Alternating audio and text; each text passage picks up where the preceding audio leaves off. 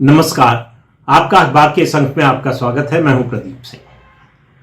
मनुस्मृति में एक बात कही गई है, वैसे बहुत सी बातें कही गई हैं कि राजदंड कभी सोता नहीं है और राजदंड को कहा गया है कि यही धर्म है और राजदंड को कहा गया है कि यही शासक है, यही राजा है। इसमें राजा की आवश्यकता और राजदंड का महत्व बताया गया कि राजा को बनाया क्यों गया कि सभी अपने अपने वर्णाश्रम धर्म का पालन करते हुए सुरक्षित रहते हुए रह सके, इसलिए राजा को बनाया गया। राजा के कार्यों को करने के लिए ईश्वर ने ब्रह्म तेज से राजदंड बनाया और इससे दंड का निर्माण हुआ। अब ये उस समय की बात है जब राजशाही थी। आज जनतंत्र है तो आज राजदंड क्या है? आज राजदंड है भारत का संविधान, भारत की संवैधानिक संस्थाएं और सत्ता प्रतिष्ठान, ये सब मिलकर राजदंड बनते हैं। संविधान तय करता है कि नागरिकों को किस नियम से चलना है, उनके अधिकार क्या है, उनके कर्तव्य क्या है। जो संवैधानिक संस्थाएं वो तय करती हैं कि उनकी सीमा क्या है और कैसे नागरिकों को उस सीमा में काम करना है। सत्ता प्रतिष्ठान तय करता है कि अगर कोई अपने सही मार्ग पर नहीं चलता या आज के संदर्भ में कहें कानून तोड़ता है तो उसके लिए दंड क्या है, उसका प्रावधान संविधान में किया गया है, कानून में किया गया है और ये सत्ता प्रतिष्ठान की जिम्मेदारी है वो उसके अनुसार दंड दिलाए और लोगों को सुरक्षित महसूस कराए। तो ये बात तो मनुस्मृति की हो गई। अब लौट कर आते हैं आज पे। 3 दिन 10, 11, 12 अगस्त, इसी महीने की बात कर रहा हूं, ज्यादा पुरानी नहीं। संसद का सत्र चल रहा था, मॉनसून सत्र चल रहा था। 3 दिन भारत का जो आंतरिक सुरक्षा का तंत्र है उसमें रत जगा रहा, कोई एक पल के लिए भी सोया नहीं और देश में इसकी कोई बड़ी खबर नहीं बनी। एक ऑपरेशन और हुआ था, आपको याद होगा, ऑपरेशन ऑक्टोपस, जो पीएफआई के खिलाफ था। कितना बड़ा ऑपरेशन था, कितने लोग पकड़े गए और क्या क्या निकला उसमें से, किस तरह से भारत के इस्लामीकरण की योजना बन रही थी और कितने राज्यों में फैला हुआ था।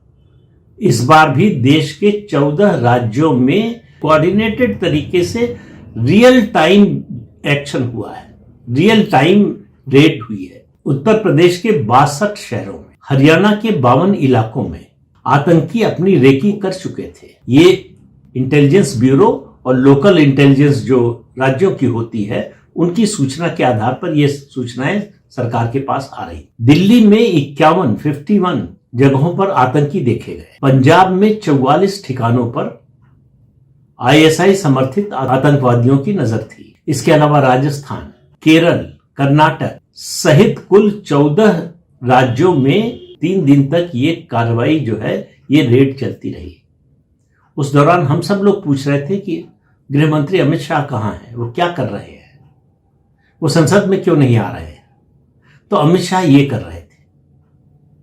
अमित शाह देश को एक आंतरिक सुरक्षा के एक बहुत बड़े खतरे से बचाने का काम कर रहे थे। सुरक्षा एजेंसी, देखिए सुरक्षा एजेंसियां, खासतौर से जो इंटेलिजेंस एजेंसियां हैं, उनकी आलोचना हम बड़ी आसानी से करते हैं, लेकिन उनके सामने जो लक्ष्य होता है कि अगर 100 जानकारियां हैं, उनको 100 घटनाएं होने वाली हैं या उनकी आशंका है तो 100 में से 100 में उनको पास होना है। वो एक में भी फेल होना अफोर्ड नहीं कर सकते। एक में फेल हो गए और कोई कांड हो गया तो हम सब लोग सवाल उठाते हैं कि इंटेलिजेंस क्या कर रहा था, इंटेलिजेंस वाले सो रहे थे, इंटेलिजेंस फेल्योर हो गया।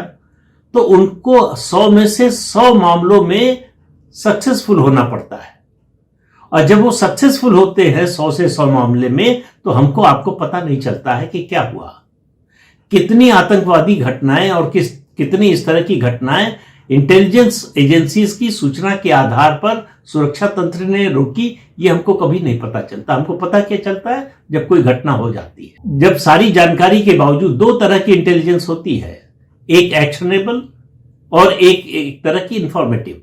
इंफॉर्मेटिव ये होती है कि आतंकवादी हमला होने वाला है, मान लीजिए किसी एक प्रदेश का नाम ले लिया कि उत्तर प्रदेश में होने वाला है। अब ये किसी को नहीं मालूम कि कहां होने वाला है, किस जिले में, किस शहर में है, किस तरह का मॉडस ऑपरेंडी क्या होगी।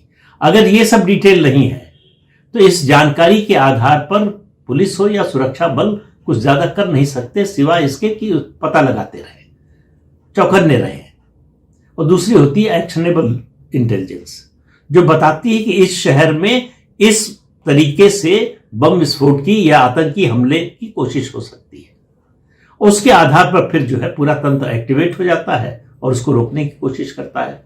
ज्यादातर मामलों में सफल हो जाता है, कभी कभी सफलता नहीं भी मिलती है। ये जो 10, 11, 12 अगस्त को चला, ये ऑपरेशन ऑक्टोपस के बाद का दूसरा सबसे बड़ा ऑपरेशन है इंटरनल सिक्योरिटी का। और आपने ये देखा होगा कि 10, 11, 12 अगस्त ये वही समय है जब भारतीय जनता पार्टी पर, मोदी सरकार पर सबसे ज्यादा राजनीतिक हमला हो रहा था। आप समझने की कोशिश कीजिए, ये कड़ियां सब जुड़ी हुई हैं। ये पाकिस्तानी आतंकी शहजाद भट्टी का नेटवर्क था जिसको तोड़ा गया है। इसने सोशल मीडिया के जरिए 2000 लोगों को रिक्रूट किया। और ये शायद पहली बार, पहले भी होगा लेकिन इतने बड़े पैमाने पर ऐसा नहीं हुआ कि इंटेलेक्चुअल्स इसमें इन्वॉल्व थे। इस रिक्रूटमेंट में कौन कौन थे? सरकार के पास काफी कुछ जानकारी आ चुकी है कि इसमें कौन से लोग शामिल थे, किन राजनीतिक दलों के थे, किन संगठनों के थे, और इसमें कुछ पत्रकारों के भी नाम आ रहे हैं। इस रेड के दौरान कुछ पत्रकारों के यहां भी पुलिस पहुंच गई, लेकिन वो बाद में पता चला कि जो है सिस्टम जनरेटेड जो इंफॉर्मेशन होती है कि अगर आपने कोई ऐसी ट्वीट है जो बाद में पता चलता है आतंकवाद से रिलेटेड है, उसको रीट्वीट कर दिया है, भले ही आपका इन्वॉल्वमेंट ना हो तो आपका नाम सिस्टम में आ जाता है। ऐसे लोगों के हाथ से फिर पुलिस वापस चली गई, लेकिन उसका डेटा जो है इकट्ठा किया जा रहा है, बैकग्राउंड चेक हो रहा है, कौन कौन लोग थे। इतने बड़े पैमाने पर सोशल मीडिया के जरिए आतंकवाद का नेटवर्क तैयार करने की यह पहली घटना है। यह काम कर रहे थे अमित शाह संसद भवन के अपने दफ्तर में बैठकर। जो किरण रिजिजू ने कहा कि गृह मंत्री सुबह आ जाते हैं और देर रात तक रहते हैं संसद भवन के दफ्तर में अपने।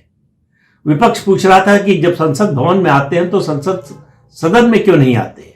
और ये जो 2000 आतंकी रिक्रूट किए गए, इनके हैंडलर पाकिस्तान में बैठे हैं, पाकिस्तान से वो निर्देश दे रहे थे। उन्होंने टारगेट तय कर लिए थे।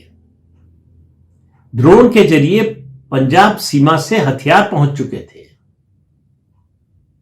और योजना ये थी कि शहरों में, खासतौर से जहां ज्यादा ट्रैफिक होता है, भीड़ भाड़ होती है, वहां रेड लाइट पर कार में बम लगाकर उसको उड़ाया जाए, जैसे लाल किले वाला विस्फोट हुआ था। उस तरह की घटना देश के बहुत सारे शहरों में एक साथ करने की योजना थी। वो सारी योजना फेल हो गई। 253, एक दो नहीं, 253 आतंकवादी पकड़े जा चुके हैं, गिरफ्तार हो चुके हैं, उनसे पूछताछ चल रही। और आपके मन में सवाल होगा कि आखिर जब गृह मंत्री सदन में बयान देने को तैयार हुए तो राहुल गांधी भाग क्यों गए? क्या वजह थी? उन्हीं के बयान की मांग कर रहे थे, उसके कारण सदन नहीं चलने दे रहे थे, हंगामा कर रहे थे, और जब गृह मंत्री बयान के लिए तैयार हुए तो राहुल गांधी भाग गए। उन्होंने कहा मुझे अमित शाह का भाषण नहीं सुनना है। अरे भाई, संसद में गृह मंत्री बोलेगा तो अपनी बात कहेगा और बताएगा, सारी परिस्थितियां बताएगा, उसका संदर्भ बताएगा और क्या घटना हुई, किस तरह से हुई और क्या आशंका थी और क्या इंटेलिजेंस इनपुट था, उसके आधार पर सरकार ने क्या किया, ये सब बात बताई जाएगी। 20 जुलाई की घटना के बारे में भी बताया जाएगा कि जो हुआ वो तो सबने देखा, सबकी आंखों के सामने हुआ, कैमरे पर हुआ, लेकिन उसके पीछे क्या था और कौन कौन था, किन लोगों ने वो साजिश रची थी, इसके बारे में भी बताते। और कांग्रेस को यह पता चल चुका था कि गृह मंत्री का जब बयान होगा तो उसमें कांग्रेस से जुड़े लोगों का भी नाम आएगा। राहुल गांधी इसलिए भाग गए। उनको समझ में आ गया कि उनका यह दांव उल्टा पड़ने वाला है। इसलिए जब तक वक्तव्य हो नहीं रहा था गृह मंत्री का, तो उसकी मांग करके जो है सदन नहीं चलने दे रहे थे। और जब गृह मंत्री तैयार हुए वक्तव्य देने के लिए तो सदन से भाग खड़े हुए कि हमको नहीं सुनना है। लेकिन कब तक नहीं सुनेंगे? सुनना तो पड़ेगा ही। ये जानकारी ऐसा नहीं है कि फाइलों में दबी रह जाएगी, ये जानकारी बाहर आएगी। इसको और जांचा परखा जा रहा है और पुख्ता किया जा रहा है, इसकी और पड़ताल हो रही है, और जो लोग इसमें शामिल हैं उनकी भी पड़ताल हो रही है, उन पर भी शिकंजा कसने की तैयारी हो रही है। तो आज हमें लग सकता है कि जो है कोई बड़ी घटना तो हुई नहीं, तो ऐसा क्या हो गया? हम चौंकते तभी हैं, हम जागते तभी हैं जब कोई बड़ी घटना हो जाती है। घटना क्यों कहें, दुर्घटना या आतंकवाद की घटना। जब उसको रोक लिया जाता है तो उसकी कोई चर्चा नहीं होती, क्योंकि उसके बारे में सरकार भी ज्यादा बताती नहीं है, सुरक्षा एजेंसियां भी नहीं बताती हैं। सुरक्षा एजेंसियां जो है हर तरह की आलोचना सहती हैं अगर 100 में एक बार फेल हो जाए, और 99 बार पास होने पर उनको कोई वाहवाही नहीं मिलती। इसी तरह से चलता है सुरक्षा तंत्र, लेकिन उनको हर समय चौकन्ना रहना पड़ता है।